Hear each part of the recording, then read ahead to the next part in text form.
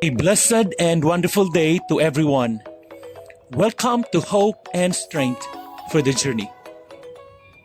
Our scripture verse for today is found in the book of Jeremiah chapter 29 verse 11 says, "For I know the plans I have for you, declares the Lord, plans to prosper you and not to harm you, plans to give you hope and a good future."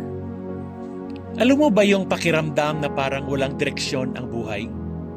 Yung parang kahit anong gawin mo, hindi ka umuusad. Minsan, may mga pangarap tayo na parang hindi natutupad at parang iniwan na tayo ng Diyos. Pero kapatid, may magandang balita. Sa Jeremiah 29:11, sabi ng Panginoon, "For I know the plans I have for you, declares the Lord. Plans to prosper you and not to harm you, plans to give you hope and a good future." Ang Diyos mismo ang nagsabi na may plano siya para sa atin. Hindi lang basta plano, kundi magandang plano. Example, isipin mo ang isang puzzle. Kapag may hawak kang isang piraso lang, parang walang sense. Pero kapag natapos mo na, ang ganda pala ng kabuuan. Ganon din ang buhay natin. Minsan, may pinagdadaanan tayong pagsubok na hindi natin maintindihan. Pero bahagi lang yon ng mas malaking plano ng Diyos. Halimbawa, si Joseph, the dreamer sa Bible. Pinangakuan siya ng Diyos na magiging great siya.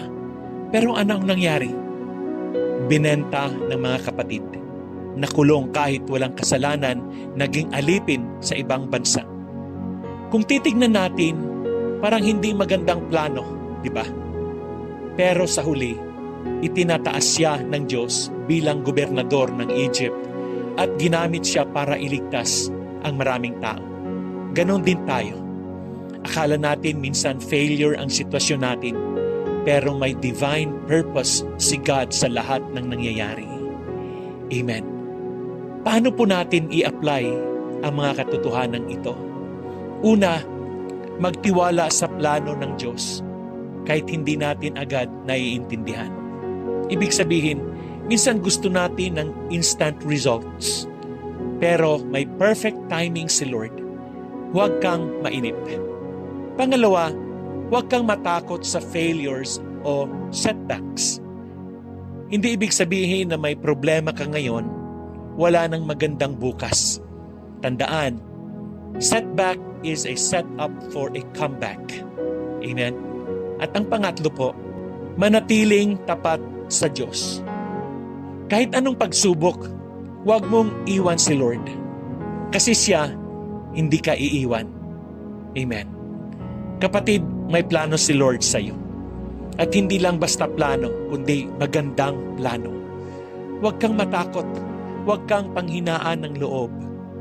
Sa dulo ng lahat ng pinagdadaanan mo, may hinandang mas magandang future ang Diyos para sa iyo. Kaya ang tanong, handa ka bang magtiwala sa Kanya? Let's pray. Lord, salamat dahil may plano ka sa buhay ko. Kahit hindi ko ito laging naiintindihan, nagtitiwala ako na ikaw ang may hawak ng aking kinabukasan. Tulungan mo akong magtiwala at manatiling tapat sa iyo. In Jesus' name, Amen. Share this with someone na nangangailangan ng encouragement. God bless you and your family.